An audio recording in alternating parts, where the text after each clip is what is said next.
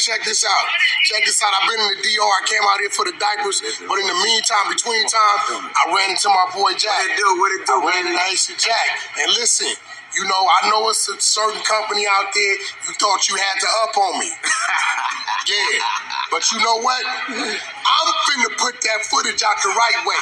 It's coming out. And all you, hey, a lot of you cats, boy, I got it out of him. Yeah. So listen, Jack, listen, man. I know you did what you did, but I'm calling rank. That's right. I'm finna go ahead on and regulate this footage. Y'all playing with the homie, so I'm gonna show him how to get to Run where with he it, get baby. to. What's up? We out. So listen. International. Niggas coming to St. Thomas. Y'all come spend some money in Louis. Nigga, East Coast and West Coast. Come support these shit. International. Just want to say congratulations and want to have a toast. Me and my dog Wack, we just bought Louis Market. Y'all come to St. Thomas, the Louis Market on 3, 1, 2, 3. Louis Market!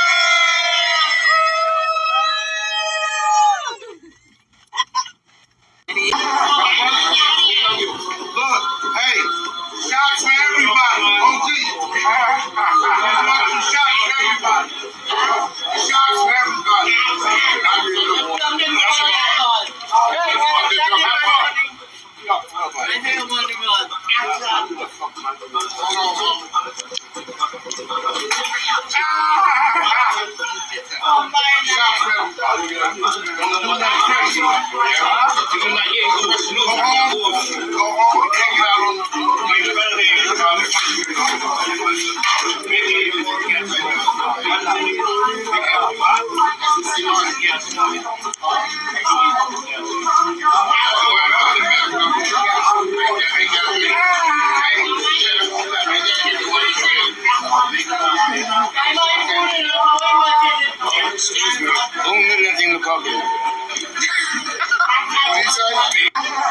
What up with it, y'all? It's Coffee back at it, man. And y'all see WACK100 doing a lot in the DR, doing content with Haitian Jack. That's wild to see Haitian Jack name back in the mix with all this latest breaking Tupac news, man. Definitely a villain when it comes to the fans of Pac. But if y'all recall back when the Pac movie was coming out, this is when WACK100, what year did that All Eyes on Me movie drop? Was that 18, 19, 20? I don't remember, man. But Wack was playing the villain, hard body karate, man. Because this is before Wack was anything as far as in the blogosphere, being a prominent individual, really known. This is when he was going hard, trying to get where he's at now. You know, how he's got the Clubhouse 100 initiative, and he's always have all these viral sound bites out there of him barking on people, talking greasy, trying to embarrass motherfuckers and all that. Back in this era, the Stitches-ish, which I have put out there many times, that's what birthed Wack in this blogosphere era. You know, WACK100 was behind the scenes doing business and things of that nature, but he always wanted to be where he's at now, known blogosphere-wise, being a character in this blogosphere-ish. So after the Stitches stuff, you know, sneaking them, sucker punching them, never forget too, it didn't look like game, wanted no smoke with Stitches. Wax even honestly kind of said that himself, but after that, Wack just continuously started going hard in the blogosphere, trolling people, talking ish, just on another level. And even before that, when the game 40 Glock ish went down and Wack called into Shade 4-5 with Rude Jude, you heard him name dropping a lot of people from Big U, which now they're at odds. I don't know if y'all heard that content out there where him and Brick Baby ended up facing off in those Clubhouse streets, so to speak, as that had been a highly anticipated thing from the fans. They all wanted to see what would happen when Wack and Brick Baby finally, came to a face-off on there, and that's a whole nother story. But Wack back then was name dropping Big U among a lot of other people to get known, you know what I mean? It's a game he's been playing, and it helps him business-wise. It just helps him in a lot of different ways, as the blogosphere is everything, you know what I mean, nowadays. And WACK100 does a lot of wow-ish, a lot of flug-ish and all that, but one thing you can't front about is he's very strategic, and there's always a method to his madness. And my point in bringing all this up as we see him rocking with Haitian Jack and all that is that early on back then, when the Tupac movie was about to drop, Wack was going hard, saying a lot of things about Tupac, like, yo, he wasn't a gangster, he was a conscious rapper with an attitude or whatever, or a wannabe revolutionary.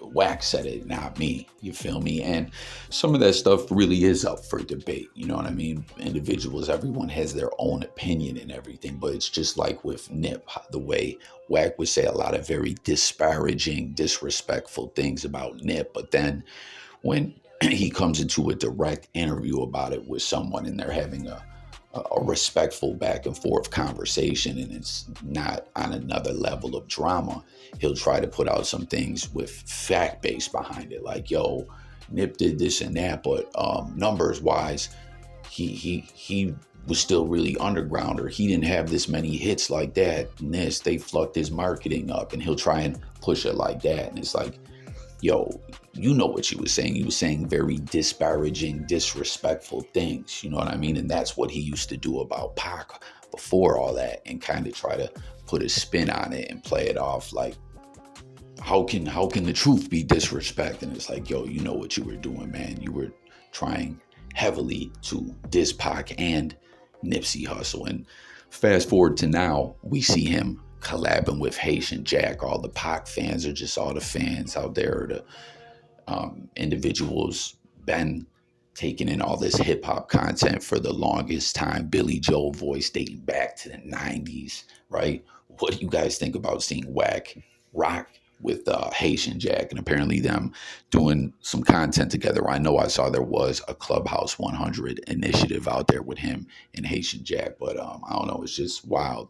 Like, just, you know what I mean? Wack knows what he's doing, and it seems he's stirring the pot a little bit in the wake of this Tupac, Keefy D news and whatnot. Again, Wack knows what he's doing. He knows he's good at being strategic and translating this drama-ish over to business moods, but he's just also good at keeping his name relevant by being a villain, you know? And if who was it, Mopreem Shakur just did a interview the other day speaking about Tupac and you know, Keefy D, and is this Puffy-ish real, or is this just some fluckery BS being thrown out there, or whatever, what will happen? And Mopreem more or less was just saying, we'll see. I did a video on it, go tap into it, but the point is he said something about Tupac now, all these years later after his death, more or less being vindicated.